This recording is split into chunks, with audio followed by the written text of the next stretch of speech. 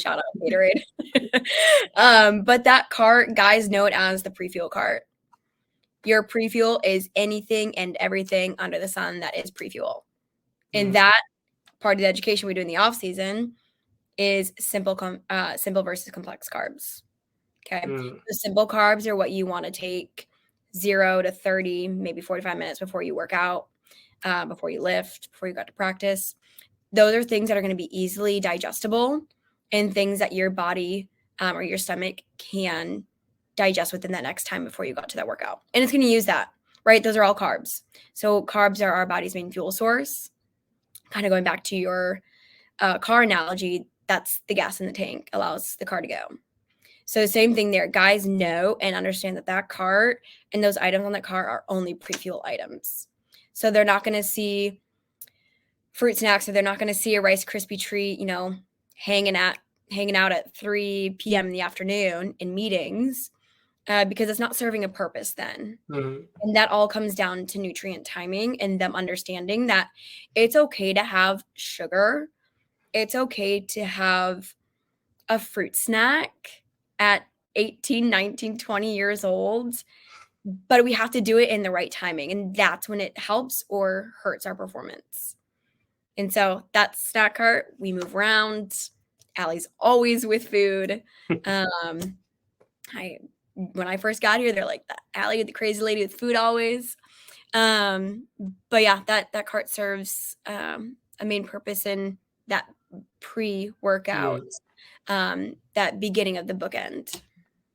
And for after workouts, what's your sort of take on what they need to have and what kind of foods are good for after workouts? Yeah, so kind of shifting a little bit on the difference of that nutrient timing right after your workout, ideally within 30, 60 minutes, or whenever you can get that nutrition in. We try to do protein and carbs together. That's what's going to help repair any of that tissue breakdown that happened either in practice or in a lift. Those two paired together is what's going to essentially allow your body to repair itself in the next 24-hour window. And so you can come back 100% the next day, hopefully. If you're missing out on those key nutrients, your body's not eating it up and you will not be able to perform at your best at the same intensity the next day. Yeah. So how do you calculate the protein that like a specific athlete needs to take either like during their day and after workouts?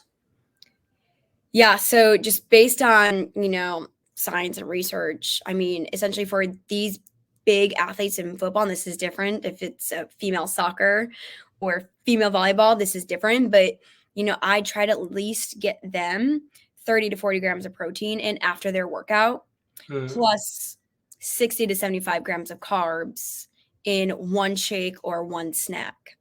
So all of our smoothies that you hopefully were able to see, those were all the same amount of macros. No matter if it was peach cobbler or it was a strawberry banana or it was the lean mean green machine, they all had the same macros, so the guys knew exactly what they're getting each single time.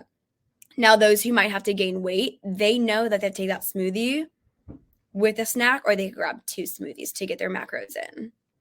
Right.